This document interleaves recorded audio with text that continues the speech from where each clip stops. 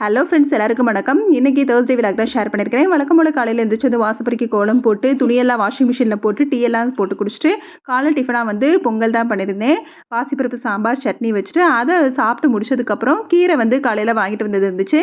So மதியத்துக்கு அதை ready பண்ணி வச்சுக்கலாம் அப்படின்னு சொல்லிட்டு கீரை ஆஞ்சு வச்சுட்டு அதுக்கப்புறமா அதுக்கு தேவையான வெங்காயம் கட் பண்ணி வச்சாச்சு. நிலக்கடலையும் தேங்காவையும் மிக்சியில் போட்டு அடித்து வச்சாச்சு. எடுத்து ரெடியாக வச்சுருந்தேன். அதுக்கப்புறம் மற்ற வேலைகளை முடிச்சுட்டு சமையல் வேலையை பார்க்கணும்.